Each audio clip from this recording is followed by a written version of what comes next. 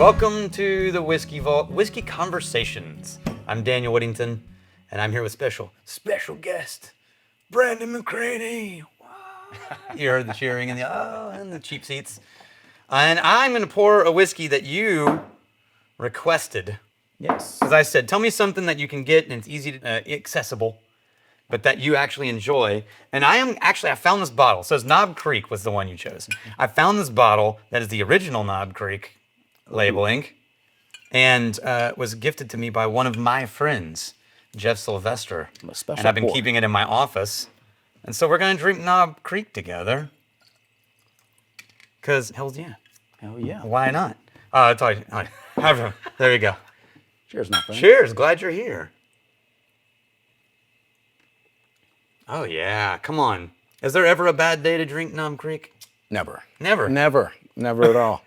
Oh, it smells so good. It's got just that nice everything. For me, I always get a nice nutty note. Yeah. A peanut note on it. And the beauty about Knob Creek is you can generally find it anywhere. Right. Any bar. Yeah. Any airport. And it's affordable. Yep. Nothing outrageous. So yeah, it's a go-to if I'm on the road. I need something that I know is quality, and I like the profile on it. With rocks, it's one of the few that holds up to rocks and is completely still itself for a while. Anyway. 100 proofer. Yeah. I generally like that 100 to 110 is around my sweet spot, and this does a trick for me. Yeah, I love it. What got you into whiskey? So to clarify, Brandon's one of our only level 4 whiskey somms. You're here with me because you're in town to judge the incoming batch of whiskey level 4s. And, in a kind way. But you're also a distillery owner, a blender, and I met you through the school while you were doing the paperwork and starting the initial phases of that distillery. But let's go even further back. What got you into whiskey? Why whiskey? I was fascinated with whiskey, the nuances, just how the maturation process can just totally change a whiskey, evolve a whiskey. At like age 12? Yeah, well, even before that, just depending, you can have some new make stuff in 5-gallon barrels. No, I meant your age 12. Oh, yeah. When you were like 12 or 13 years old? No, age 12, Brandon had no alcohol in his house. So that's fair. Yeah, Southern Baptist, there was no alcohol. Yeah, no kidding. Yeah, actually, when I started this venture, my family thought I was absolutely nuts. Oh, yeah. How dare you? Yeah, and what are you thinking? And what was your gateway into I'm going to have some whiskey in general? Early 20s, it was the Jack and Cokes. Let's just have a fun at a bar. I think it was later in my 20s is when I started seeing some colleagues of mine in my old career. And we'd sit down and have this corporate world up in the Northeast. I was in Boston. Okay. And they were... we'd sit down with a cigar and they would have a Maker's Mark or a Woodford. Right. I'm like, well, this is interesting, and wasn't having Coke in it. That was new, right? So the firewall was still there, and but I just started to get into the habit of sitting down with a cigar and having it, and then I just got really interested. What else is going on here? Yeah. And that led me down just different rabbit holes with, the bigger brands at first. Yeah. But then I just had more of an appetite of, well, how come this same brand with this same mash bill is different than this product right here? Is that, do you have that curiosity, like that gene in you, that anything you get interested in, you're like, I need to understand its components? Oh yeah, let's unwrap it. Yeah, all day long. I keep finding that with all of our somms, that like the difference between us and normal people is that we experience this one thing and other people are just like, that's real good, and then stop. But we go, that's real good. Yeah. Why? And let's talk about it for 2 hours. So you started trying different things. Yeah, and then over time I started just going to some different workshops, exploring different whiskeys, and then it was about probably 13 years ago, I recall, my office basically became like the vault here. Collection. And so we would have parties, and my wife would make all this delicious food, but unfortunately the first room in our house to the left is my office, and so folks would come in, and it was a couple hundred bottles of whiskey in there. And I said, look, one rule, try anything you want, sign the bottle so we got the memory on the way out the door. But they didn't know what the whiskey was.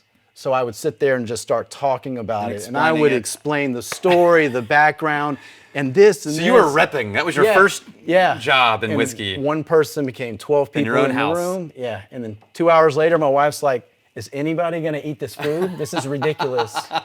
And that's how it kind of started to snowball. Yeah. And it was this thing that was You ever had a passion that was just kind of on the side, and you never thought it was going to come? It was full whiskey. circle? Yeah. Yeah. And I just like you. Yeah, that's exactly what Yeah. happened with me. I just climbing the corporate ladder, and this was growing, and I just had the fortune of finally getting that dream job I always thought I wanted in the corporate world, and it was just an empty title. I love it. So when I met you at the Somm School, you were already in motion getting your own distillery. Yeah, I had the dream, and that's what brought me here. Yeah. Was I didn't want to go blindly about getting into this. Right. Because I've met many folks in the industry, they just, let's start a brand. Why not? Yeah, and they don't have the palate development Right. to blend or identify maybe some markers that, some faults in the whiskeys and things like that. And so I wanted to come up with a structured approach to developing a palate. Yeah. And that's ultimately what led me here. It was Right. 2017. Yeah. You know And each other then- 8 years. How Yeah, crazy it's is that? so long. And you did, I think, Moonshine U too, right? And I did. For the production stuff. Yeah, I and went everywhere. Yeah. Yeah. I did the distiller's course. You were just soaking up knowledge. Yeah, I was a sponge. I'm Yeah. still a sponge. Yeah. Still a sponge. Yeah. So that took you. You opened it. We loved it. I love that you. He has this thing where you launch every whiskey with a bagpipe crew, which is freaking amazing. But you were originally going on the path of production, but you blended in the meantime from the stuff that you were sourcing. Yeah. When did you realize you were a blender? Was it the beginning? You kind of knew it. It was staring me in the face back when I started. Ah. But back then, and this was started the venture in 2017. We didn't open until 2021. Along the way, and I've got all the equipment to be a distillery. We got Yeah. the stills, the And mash, man, did you have to do everything. the paperwork Yeah, all of it. and all the inspections? So the plan was as a blender, train a staff to distill, do the same thing over and over again, and then I would have my make, and eventually be old enough where we could blend our own. Right. That was the plan. The county inspectors had different plans for me. Yeah, they did. And so they approved my design. I got a business loan for that. And then once we started construction on the design they approved, they went about basically changing everything that they had approved. Oh. And then the impact of that, we still really haven't ever recovered from. We went through all our construction money, contingency money, process piping funding, and then the final kicker was liquidate my retirement just to make sure we get open during COVID. Oh, yeah. So yeah, we didn't start out the gates. The intent was still to distill, but I was blending, and Yeah. doing what I was loving, and our brand started to take off with our blend. Yes, it did. Yeah, and our twist on it is we don't replicate any batch we ever make, so that gives me free form as a blender, Right. to just cherry pick What's some really magical? good barrels and just continue to grow and grow. So tell me about that. So you say you got 20 barrels, and that are like, I think these are all ready to be a part of something if I want them to be. Yeah, yeah, Which one is the one that makes like, no, I'm going to build it around this? yeah. So the analogy I use on that is building a bouquet of flowers. Right. So I'll find one, to your point, not all barrels are created equal. Right. So if you find that one barrel that just has something unique or something exceptional about it, I'll basically build around that. I'm looking for barrels to complement it. And Right. Some barrels might just add more volume. Right. Some might add some accents. Right. And so that's kind of how we go about building our small batch and our barrel. But you try them all, and then you're like, this is going to be the core? Yeah, exactly. Okay, I'm building around this. Yeah, and then any other qualifier will be, because tasting is a subjective thing, right? Right, right. But we can both agree that this has a good mouthfeel. Yes. Yeah. Yeah, texture. So that's the marker And that's first. missing on so many blends, where it's like smells amazing, and you take a sip and you're like, Falls off the palate or something. yeah. Yeah. What was your most favorite? Like, this is going to be amazing. It could never, you never got it to come together. We had our batch 8, which ironically also became probably our most popular one. We had this wheated bourbon out of Colorado. And around year 4 or 5, it picked up this really odd artificial strawberry bubblegum note that carried over to the palate. And I went, this is either going to be awesome or a complete disaster. And we released it, and I built around it. Yeah, yeah. Because unlike 9 out of 10 bourbons have that rye marker, Right. this is your safe zone for trying whiskey. Yeah. This was out here with a middle finger. Yeah. And so we released this thing, and it sold out a month and a half ahead of People are schedule. just like, this is weird. Yeah, well, here's why Gotta it try did.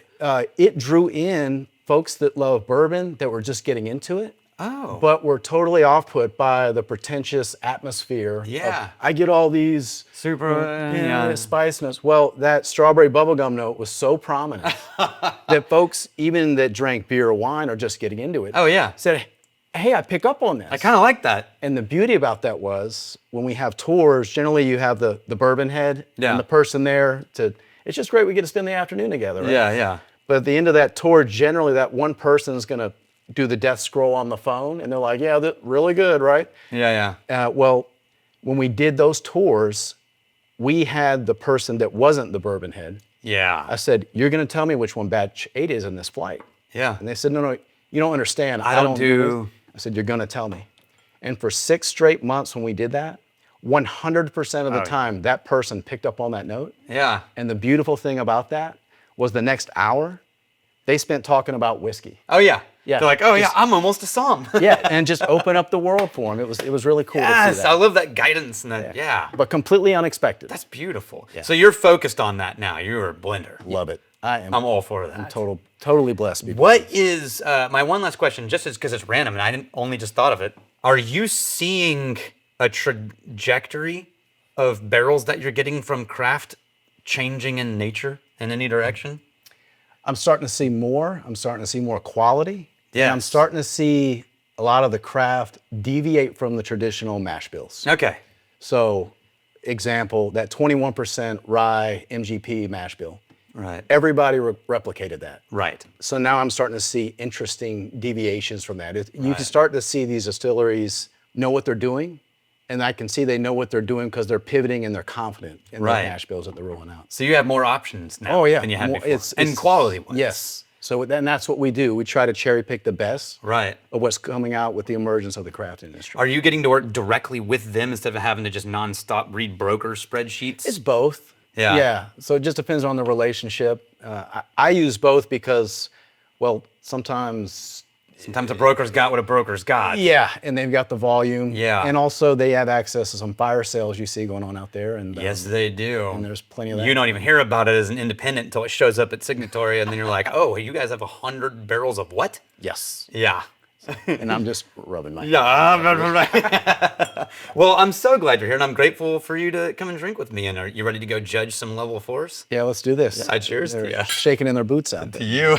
We're really glad you're here. Cheers. If you are looking for what the rest of the whiskey channels lack, which is dudes with beards, this is your channel.